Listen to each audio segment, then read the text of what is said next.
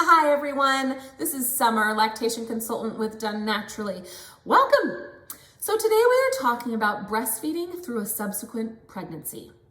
So you're breastfeeding and you are pregnant again, and you are thrilled but also perplexed as to whether or not you should continue to breastfeed or wean, and whether there's a risk to the baby or to the nursing current baby. I want to explain several things to you, and there's a lot of little subtle nuances that come to play. So we're going to start with oxytocin.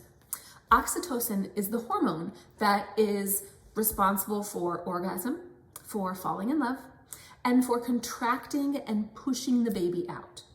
So when people talk about there being a risk to breastfeeding through a pregnancy, they're talking about fear of early termination of the pregnancy, prematurity. Those are their concerns and why they think you cannot breastfeed through a pregnancy. So I want to explain the function of how oxytocin works with the uterus. So when the uterus begins, it's very, very, very teeny. And as we know, it grows humongous to the size of a watermelon or more. On that uterus, there are what we call oxytocin receptors. Those are like a flower garden, and those, if there's a lot of them, those are susceptible to oxytocin from sex or breastfeeding. When there's a very little amount of them, there's not enough of them to be susceptible.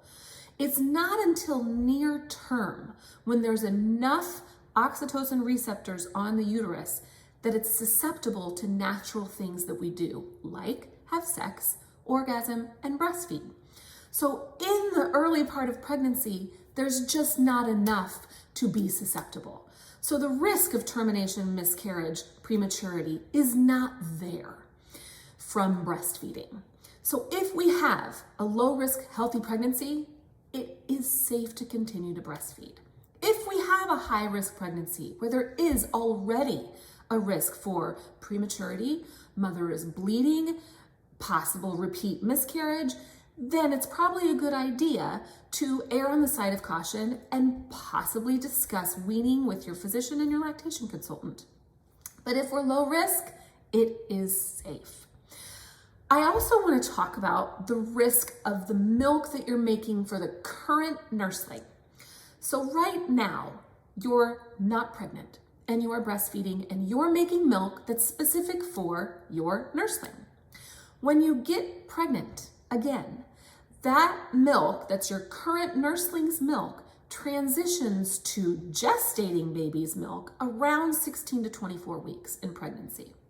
So basically, whether or not you have a mother who's first time pregnant or pregnant through with another baby and she's currently breastfeeding, her milk, no matter what, will change to colostrum around 16 to 24 weeks. So that means that the current nursling will either get another dose of colostrum if they've continued past that 16 to 24 week, which is super cool. But the age of the current nursling right when it changes is incredibly important. So if you become pregnant and by the time you're 16 to 24 weeks along, your current nursling is near 1 or 9 months to a year or older, then the change of it moving to colostrum will not risk their nutrition, because they can continue to breastfeed and continue to eat solid foods and not be at risk of their growth or their intake. If you have a baby that while you're pregnant is going to be very much under 9 months of age by the time you hit 16 to 24 weeks pregnant, then it's very likely that you will need to do supplemental feeding. And that would also need to be discussed with your physician and your lactation consultant. So that timing is imperative. So whether or not your baby is older or younger when you reach that point of colostrum will determine what needs to happen. Because obviously when we move from current nursling's milk to colostrum, the volume changes greatly. So if we're greatly under that 9-month mark, volume of milk is still very, very important. But older, it's not, because we have supplemental feeds and table foods happening anyway. So that's an important thing to realize too. After delivery, when your placenta detaches detaches from the uterus. That's when your body is stimulated to make the big milk again. But this time it will be the big milk for the gestating newborn baby, not the specific milk for your older nursling baby.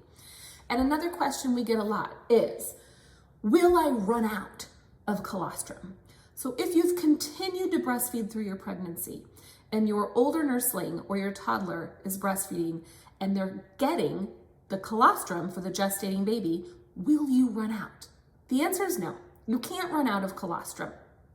It will still be there for the new baby until the placenta detaches and 2 to 5 days later, your big milk comes in. So you're not taking the colostrum away from the newborn. The older baby's just getting a second dose, which is like a second vaccine, which is super awesome. Huge benefit to that older baby. So that's something to think about too. I also want to talk about the hormones that are involved and how that can impact mom. So a lot of times the first signal to a mother that she's pregnant is nipple tenderness. And that is very normal in the beginning of pregnancy because of the changing hormones from not pregnant to now pregnant. And that can appear again if you're nursing an older baby and pregnant. So you've had painless breastfeeding and suddenly you're pregnant and your nipples are tender again. It sucks. That's not fun. And that can kind of change your decision about whether or not you want to continue. I will tell you that for most moms, that nipple pain during breastfeeding does go away, fades, gets less intense. Some mothers stay. It's it's all over the place depending on you. But for most women, it doesn't stay the whole time. So that's really helpful. But it's okay if you have changing feelings about what you want to do. Honor those feelings. If you're super excited about breastfeeding through pregnancy and then suddenly you're not so hot about it, that's okay. If you didn't think you were going to like it and suddenly you do, that's okay too. Same goes for tandem breastfeeding. Tandem breastfeeding is when you're nursing a newborn and also nursing an older child at the same time.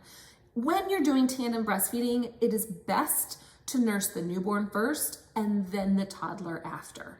Toddlers can actually help you move through that engorgement a lot more comfortably. So it is a really nice benefit. But make sure the newborn has access to the milk first instead of the toddler. And with tandem breastfeeding, you're gonna have changing feelings about that too. You might have this romantic idea about breastfeeding your newborn and your older baby, and then come to it, you're thinking, oh, I'm feeling really touched out. That's okay. Take that decision day by day. If you don't like it today, no big deal, no pressure. See how you feel about it tomorrow. And usually when you have an older nursling, usually you can communicate about those feelings anyway, which is helpful for you and the older nursing baby. So the other thing to talk about is some of the recommendations. So one of my favorite ladies, her name is Hilary Flower. She is an author, a mother, a breastfeeding mother, really an expert in the baby world. She has written a book called Adventures in Tandem Breastfeeding. And that is all about breastfeeding through a pregnancy and beyond. And it is a wonderful account of all these mothers' experiences, stories, and feelings, and how different they all are. But she also documents all the science behind it, which I just explained. So that book's amazing. She has several handouts on that.